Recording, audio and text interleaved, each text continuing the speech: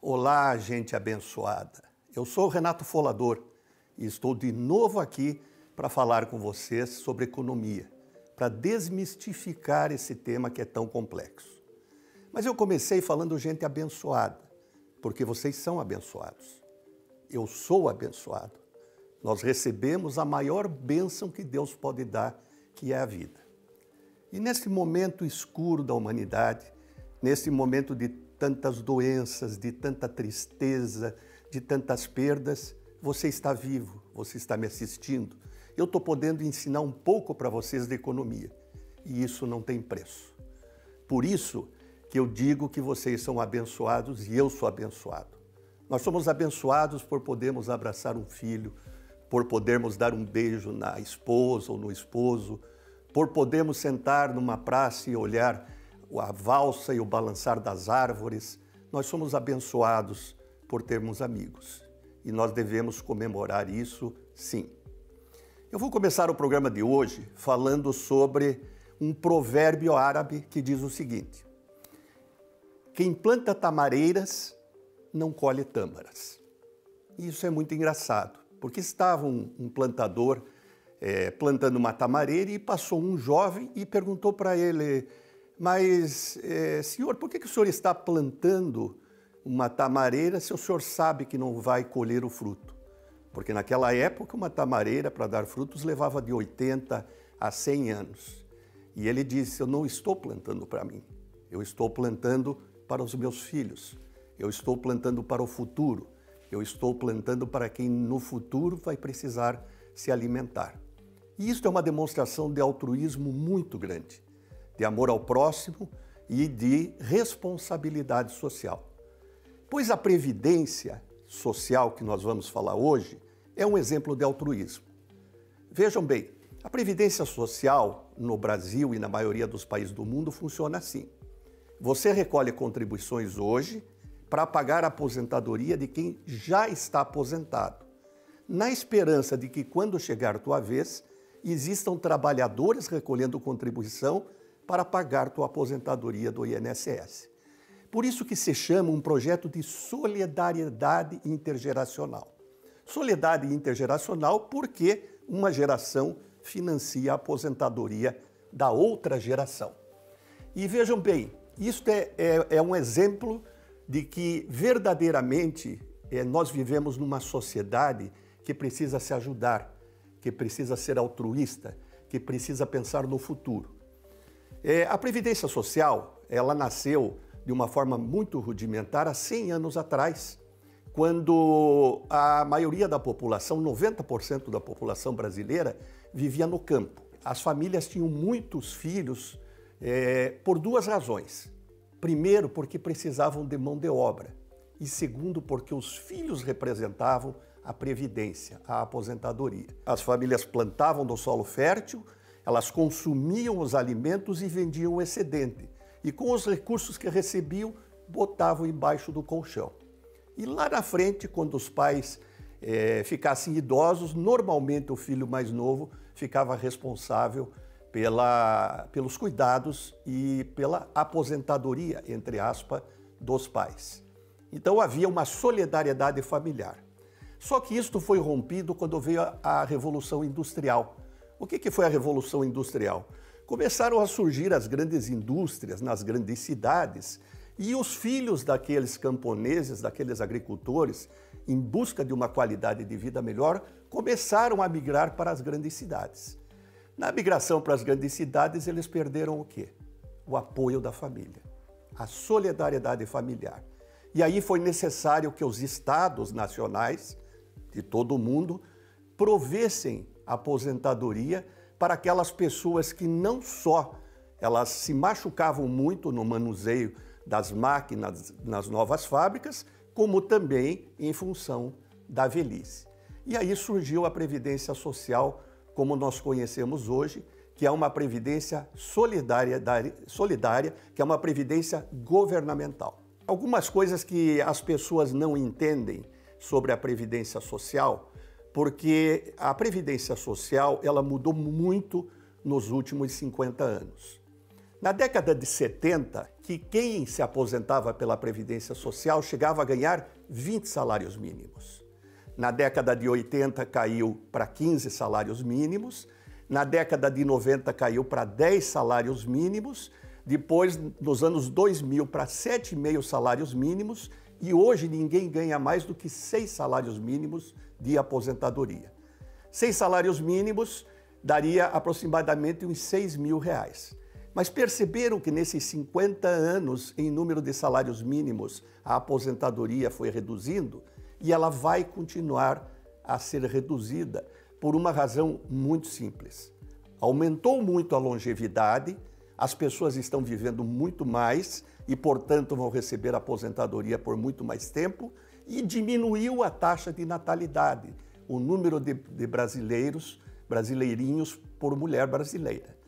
O que significa isso? Que no futuro nós vamos ter muito mais idosos e vamos ter poucos brasileirinhos para adentrarem ao mercado de trabalho para pagar a aposentadoria de quem já se aposentou. E eu garanto para vocês que para sermos prudentes e para sermos previdentes, nós temos que contar com uma aposentadoria de 3 salários mínimos no INSS. 3 salários mínimos seria uns R$3.000 hoje. Se você ganha mais do que isso, obrigatoriamente, você precisa de mais renda para poder manter o teu nível de vida. Agora, mesmo você ganhando até R$3.000, você vai precisar de uma previdência privada por uma razão muito simples. Pela nova fórmula de cálculo, a aposentadoria ela é calculada com a média de 100% dos salários. 100% dos salários significa desde o primeiro emprego até o último emprego. Obviamente, ninguém começa o emprego como chefe, como diretor, como coordenador. Você começa lá aos 17, 18, 19 anos como aprendiz. Então, mesmo para quem ganha até R$3.000, como vai ser calculado pela média e os primeiros salários serão muito baixos, você vai diminuir a tua aposentadoria. Diríamos que você tivesse aí 1,5 salários. 1,5 salários, R$1.500. Se você pensa, no fim da carreira, está ganhando mais do que isso, você precisa de previdência privada. Para encerrar esse primeiro bloco, vou contar para vocês as regras da reforma da Previdência que foram aprovadas no dia 3 de novembro de 2019. Vai precisar o homem ter 65 anos de idade e a mulher 62. Além disso, o homem vai ter que trabalhar e contribuir no mínimo 20 anos e a mulher 15. Isso para o setor privado. Para o setor público, os mesmos 65 anos para o homem e 62 para a mulher, para a servidora pública. 25 anos de tempo mínimo de contribuição, 10 no serviço público e 5 no cargo. Perceberam? Isso para os novos entrantes no mercado de trabalho. Para aqueles que até 13 de dezembro já estavam no mercado de trabalho, existem regras de transição. Cada caso é um caso e precisa ser consultado um especialista. Agora vejam bem, independentemente desse especialista, todas as regras de transição empurram a aposentadoria para lá dos 60 anos. Então se preparem. Antigamente, muita gente sonhava em aposentadoria por tempo de contribuição ao redor dos 50 anos. Isso acabou. É para lá dos 60 anos agora. No próximo bloco, eu vou ensinar vocês a fazerem planejamento previdenciário, o que é fundamental para ter uma velhice financeiramente digna.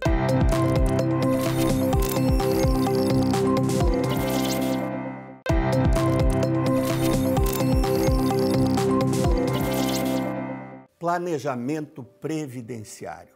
Isso é uma coisa muito importante na vida. Muito importante por quê? Porque se tudo absolutamente der certo na nossa vida, nós vamos envelhecer. E nós não vamos ter mais capacidade de trabalho ou vontade de trabalho. E precisamos ter renda para a inatividade. Então, perceberam? Nós vamos precisar de previdência. Isso é uma verdade absoluta, porque todos nós temos a esperança de viver muito e a longevidade está aumentando. Nós podemos chegar hoje próximo aí dos 90, Tem gente no INSS, pasme, mas existem mais de 100 mil pessoas no INSS com mais de 100 anos de idade, aposentados pelo INSS. Então, eu vou ensinar vocês a fazerem planejamento previdenciário. Faça o seguinte, observe na tua carreira, no teu ofício, no teu trabalho, o salário de quem está no último nível da carreira, que é teoricamente aonde você almeja chegar. Deste salário, você calcule 80%. Por exemplo, vamos imaginar um salário de R$5.000, né? 80% de R$5.000 daria R$4.000. Então você vai fazer planejamento para ter uma aposentadoria total de R$4.000. Por que eu falei 80% só do último salário? É que quando você se aposenta, muitas despesas vão deixar de existir. Como, por exemplo, o transporte para ir trabalhar, o combustível do carro, a alimentação fora de casa, o vestuário, enfim, são várias despesas corriqueiras e às vezes significativas que vão deixar de existir. E claro, elas existirão despesas adicionais com relação basicamente a médicos e medicamentos. Mas a teoria diz que com 80% do último salário você consegue manter o teu padrão de vida e o poder aquisitivo enquanto aposentado. Desses 80%, que eu calculei em torno de R$4.000, tire 3 salários mínimos, que é o que a Previdência Social vai pagar. O INSS, tire R$3.000. 4.000 menos 3.000, você vai buscar uma aposentadoria complementar de R$1.000. Aonde que você vai buscar essa aposentadoria complementar? Na Previdência Privada. A Previdência Privada, ela é fundamental porque, independentemente de você ter rentabilidade dos investimentos que você fizer nela, porque você faz as contribuições e a Previdência Privada aplica o dinheiro no mercado financeiro. Então você vai ter a tua poupança previdenciária aumentada pelo retorno que o mercado financeiro vai te dar. Isso é uma grande vantagem. A segunda vantagem é o imposto de renda, porque quem investe em previdência privada fica isento de imposto de renda na fase de contribuição.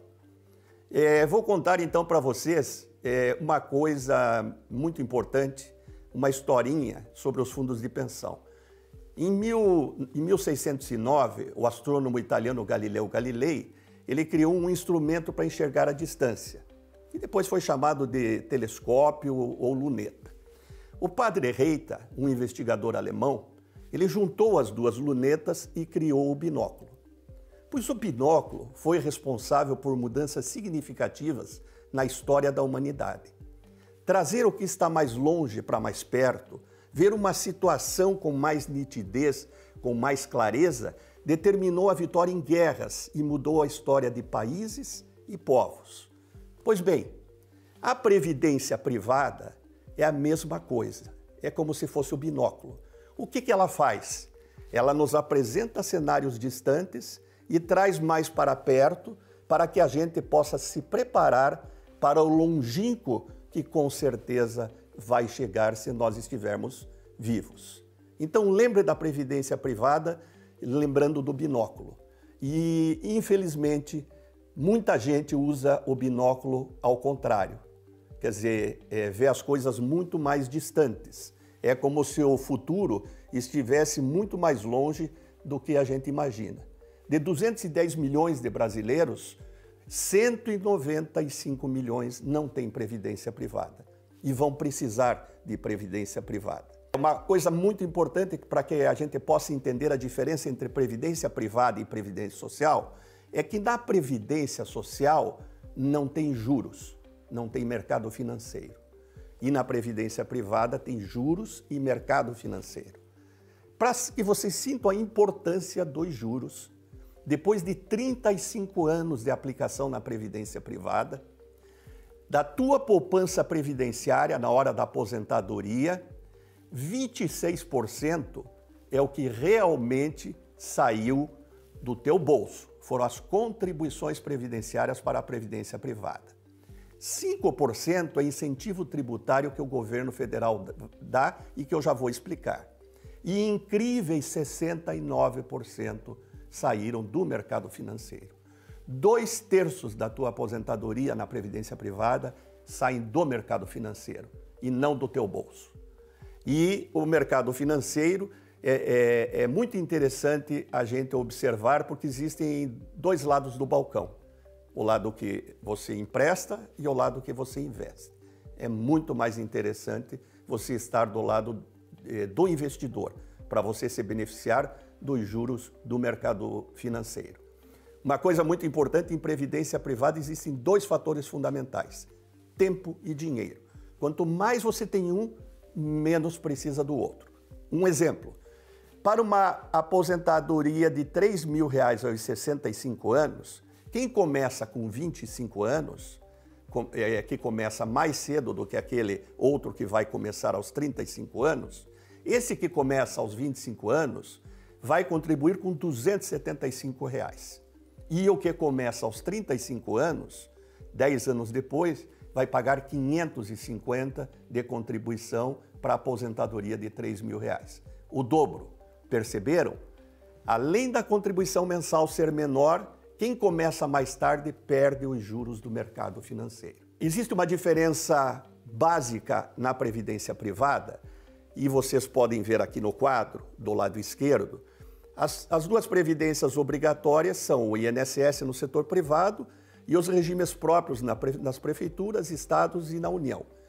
E a previdência complementar. A previdência privada complementar, ela tem a dos fundos de pensão, que é uma previdência sem fins lucrativos, ou seja, toda a rentabilidade dos investimentos vai para o bolso do contribuinte, e tem a outra previdência, que é a previdência dos bancos e seguradoras, os famosos PGBLs e VGBLs, que é uma previdência que, por ser instrumento financeiro e bancário, ela tem finalidade lucrativa. Se você puder ter a opção de uma previdência de fundo de pensão, é a melhor opção, porque você vai ter menor custo e maior rentabilidade. Com relação ao PGBL e VGBL, se você ainda assim quiser ir para o banco, lembre-se, PGBL, a primeira letra é P, de patrão. Para quem que é o PGBL? É para quem tem patrão, para quem tem carteira assinada, para quem declara no formulário completo de imposto de renda. Já a outra, o VGBL, é para o profissional autônomo, o profissional liberal, o empresário e para o pessoal que está na informalidade.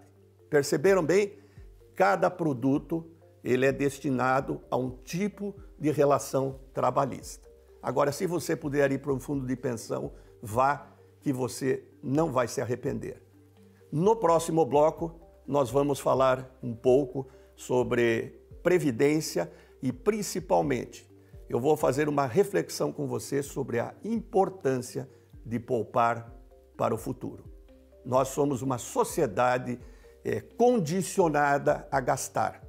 E isso é um vício cultural, mas que vai nos prejudicar enormemente lá na frente se nós não nos atentarmos já para a importância de guardar um pouquinho do que ganhamos, deixar de consumir hoje para poder consumir sempre.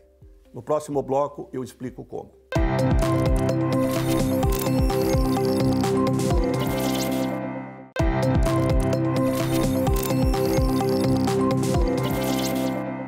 Vou dar agora uma dica para você que vai fazer previdência privada. É muito simples. Existem 3 pontos que têm que ser observados. Primeiro ponto, a rentabilidade passada. Pegue a rentabilidade do plano de previdência que você pretende adquirir dos últimos 5 anos e veja e compare com as demais opções. Rentabilidade passada não é garantia de rentabilidade futuro, mas é uma realidade e mostra o quê? Competência na gestão. Então, rentabilidade dos últimos 5 anos. Segundo ponto, taxa de administração.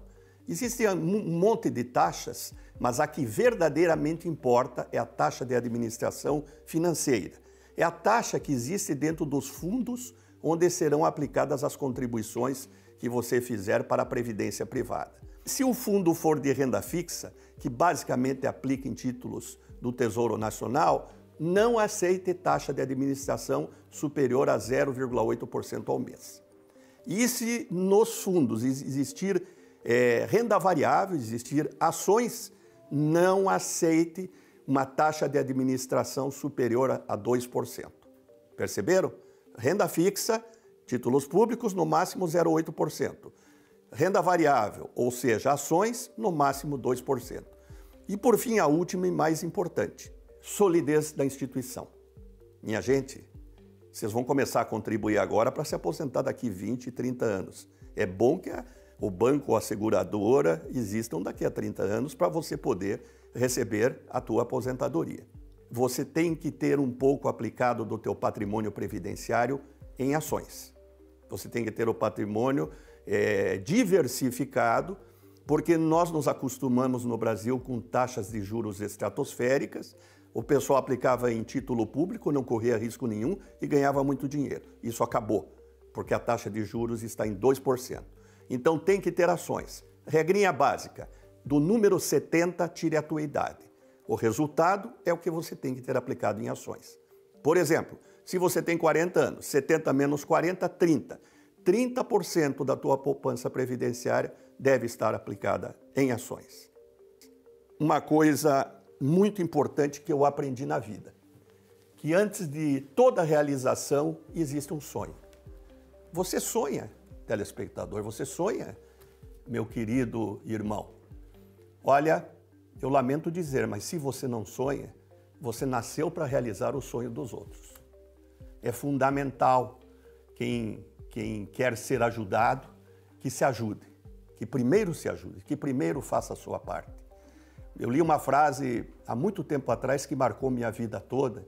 Uma visão sem ação não passa de um sonho.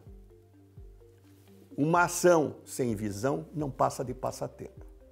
Mas uma visão com ação pode transformar tua vida, pode transformar a vida de tua família e pode transformar, inclusive, o mundo. Então, nós temos que ter atitude. Eu odeio a palavra impossível. Para mim, a diferença entre o possível e o impossível é outra palavra: determinação. Determinação para correr atrás dos nossos sonhos, para realizar os nossos sonhos. Eu tenho certeza absoluta que aquele que corre atrás dos seus sonhos vai atingir os seus objetivos. E para aqueles que têm preguiça, uma informação muito importante. A preguiça caminha tão lentamente que a pobreza não precisa se esforçar muito para alcançá-la.